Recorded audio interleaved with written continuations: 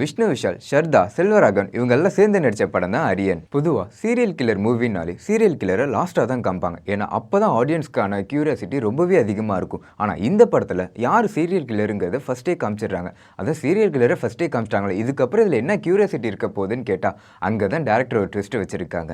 ஒரு reality show, அந்த reality ஷோவை ஷர்தா தான் ஹாஸ்ட் பண்ணுறாங்க. அப்படி அந்த ரியாலிட்டி ஷோ ஹாஸ்ட் பண்ணிட்டு இருக்கும்போது செல்வராகவன் உள்ள வந்து நான் நிறைய பேரை கொல்ல போகிறேன், அது யார் யார் கொல்ல போகிறேங்கிறத ஒரு மணி நேரத்துக்கு முன்னாடி தான் சொல்லுவேன்ட்டு செல்வராகவன் தன்னை தானே சுட்டுக்கிறாரு. இப்படி செத்து போனவனால எப்படி எல்லாம் கொலைகளை பண்ண முடியும்ட்டு ஒரு கிரிட்டிக்கலான கேஸ் தான் விஷ்ணு விஷாலுக்கு வருது. இந்த கேஸை எப்படி சால்வ் பண்ணாங்க, அப்படி அந்த கொலை பண்ண போறவங்களை எப்படி காப்பாத்துறாங்கிறதா இந்த படத்தோட ஒன்லைனாவே இருக்கு.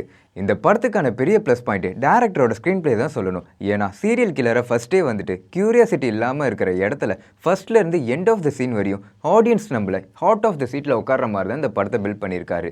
இந்த படத்தில் ஒரு சின்ன மைனஸ் பாயிண்ட்னா விறுவிறுன்னு போகிற ஒரு கதைக்களத்தில் அங்கங்கே லவ் போர்ஷன்ஸை வச்சு அந்த கதைக்களத்தை கொஞ்சம் ஸ்லோ டவுன் பண்ணுற மாதிரி தான் தெரியுது. மற்றபடி இந்த படம் ஒரு நல்ல த்ரில்லர் மூவியாக தான் இருக்குது. இந்த படம் இப்போ தேட்டர்லேயே சக்ஸஸ்ஃபுல்லாக ரன் ஆகிட்டு இருக்கு.